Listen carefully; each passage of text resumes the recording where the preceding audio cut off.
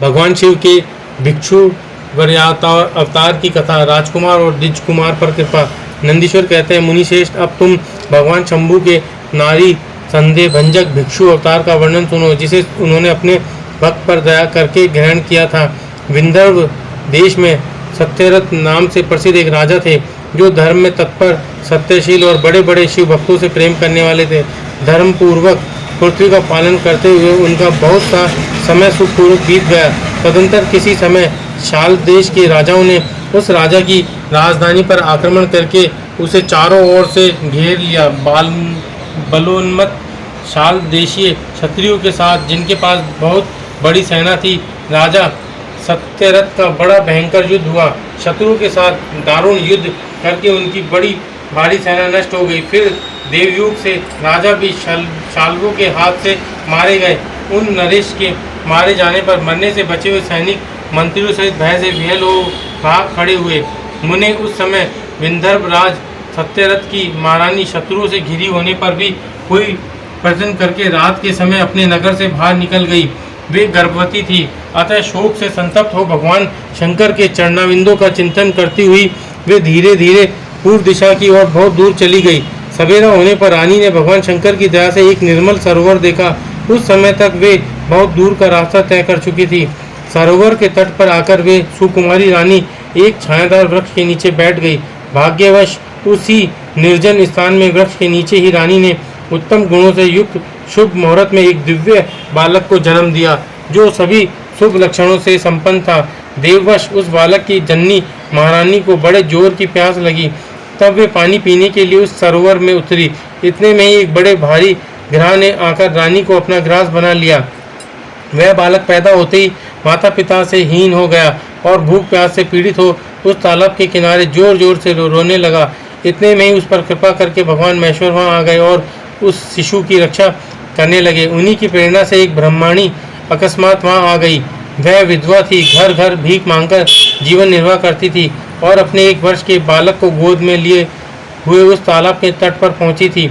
उसने एक अनाथ शिशु को वहाँ क्रंदन करते हुए देखा। निर्जन वन में उस बालक को देखकर ब्रह्मणी को बहुत विस्मय हुआ और वह मन ही मन विचार करने लगी, अहो, यह मुझे इस समय बड़े आश्चर्य की बात दिखाई देती है कि यह नवजात शिशु, जिसकी नाल भी अभी तक नहीं कटी है, पृथ्वी पर पड़ा हुआ है। इसकी माँ भी नहीं है, पिता आदि दूसरे कोई सहायक भी यहाँ नहीं दिखाई देते। क्या कारण हो गया? न जाने यह किसका पुत्र है। इसे जानने वाला यहाँ कोई भी नहीं है जिससे इसके जन्म के विषय में पूछूं। इसे देखकर मेरे हृदय में करुणा उत्पन्न हो गई है।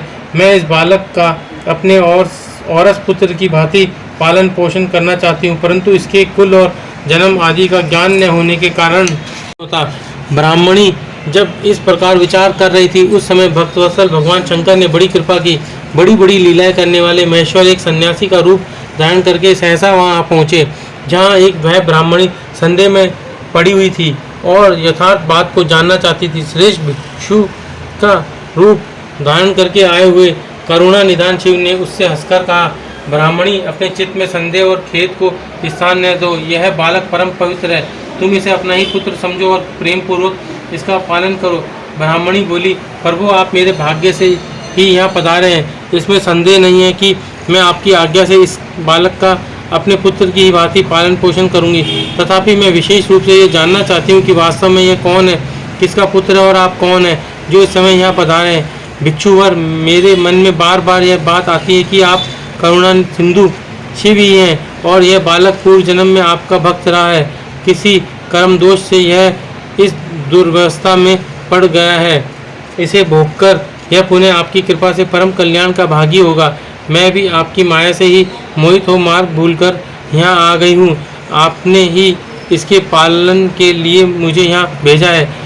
भिक्षु प्रवर शिव ने कहा, ब्राह्मणी सुनो, यह बालक शिव भक्त विंदर्भ राज सत्यरथ का पुत्र है। सत्यरथ को शाल देशीय क्षत्रियों ने युद्ध में मार डाला है। उनकी पत्नी अत्यंत व्यग्र हो रात में शीघ्रतापूर्वक अपने महल से बाहर भाग आई। उन्होंने यहाँ आकर इस बालक को जन्म दिया। सवेरा होने पर वे प्यास से पीड़ित हो सरोवर में उतरी। उसी समय देववश एक ग्रह ने आकर उन्हें अपना आहार बना लिया। ब्राह्मणी ने पूछा, भिक्षुदेव, क्या कारण है कि इसके पिता राजा सत्यरथ श्रेष्ठ भोगों के उपभोग के समय बीच में ही शाल देशी शत्रुओं द्वारा मार डाले गए। किस कारण इस शिशु की माता को ग्रह ने खा लिया और यह शिशु जो जन्म से ही अनाथ और बंधुहीन हो गया, इसका क्या कारण है? मेरा अपना पुत्र भी अत्यंत दरिद्र भिक्षुक क्यों हुआ तथा मेरे इन दोनों पुत्रों को भविष्य में कैसा सुख प्राप्त होगा? भिक्षु वर्य शिव ने कहा, इस राजकुमार के पिता विंध्यराज पूर्व जन्म में पांड्य देश के श्रेष्ठ राजा थे। वे सब धर्मों के ज्ञाता थे और संपूर्ण पृथ्वी का धर्मपूर्वक पालन करते थे। एक दिन प्रदोष काल में राजा भगवान शंकर का पूजन कर रहे थे और बड़ी भक्ति से त्रिलोकीनाथ महादेव जी की आराधना में संलग्न थे। उसी समय नगर में सब और बड़ा भारी कोलाहल मचा। उस उत्कर्ष शब्द को सुनकर राजा ने बीच में ही भगवान शंकर की पूजा छोड़ दी और नगर में शोक फैलने की आशंका से राजभवन से बाहर निकल गए। इसी समय राजा का महाबली मंत्री शत्रु को पकड़कर उनके समीप ले आया। वह शत्रु पांड्य राज का ही सामंत था। उसे देखकर राजा ने क्रोधपूर्वक उसका मस्तक कटवा दिया। शिव पूजा छोड़कर नियम को समाप्त किए बिना ही राजा ने रात में भोजन भी कर लिया। इसी प्रकार राजकुमार भी प्रदोष काल में शिवजी की पूजा किए बिना ही भोजन करके सो गया। वही राजा दूसरे जन्म में विदर्भ राज हुआ था। शिवजी की पूजा में विघ्न होने के कारण शत्रुओं ने उसको सुख भोग के बीच में ही मार डाला। पूर्व जन्म में जो उसका पुत्र था वही इस जन्म में भी हुआ है। शिवजी की पूजा का उल्लंघन करने के कारण यह दरिद्रता को प्राप्त हुआ है। इसकी माता ने पूर्व जन्म में छल से अपनी सौत को मार डाला था। उस महान पाप के कारण ही वह इस जन्म में ग्रह के द्वारा मारी गई। ब्राह्मणी, यह तुम्हारा पुत्र पूर्व जन्म में उत्तम ब्राह्मण था। इसने सारी आयु केवल दान लेने में बिताई है, यज्ञ आदि सत्कर्म नहीं किए, इसलिए यह दरिद्रता को प्राप्त हुआ है। उस दोष का निवारण करने के लिए अब तुम भगवान शंकर की शरण में जाओ। ये दोनों बालक यज्ञोपवीत संस्कार के पश्चात भगवान शिव की आराधना करें। भगवान शिव इनका कल्याण करेंगे।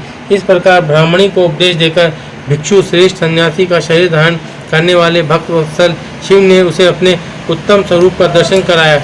उन्हें साक्षात शिव जानकर ब्राह्मण पत्नी ने प्रणाम किया और प्रेम से गदगद वाणी द्वारा उनकी स्तुति की। तत्पश्चात भगवान शिव वहीं अंतर्धान हो गए। उनके चले जाने पर ब्राह्मणी उस बालक को लेकर अपने पुत्र के साथ घर को चली गई। एक चक्रा नाम के सुंदर ग्राम में उसने घर बना रखा था। वह उत्तम अन्न से अपने बेटे तथा राजकुमार का भी पालन पोषण करने लगी। यथा समय ब्राह्मणों ने उन दोनों का यज्ञोपवीत संस्कार कर दिया।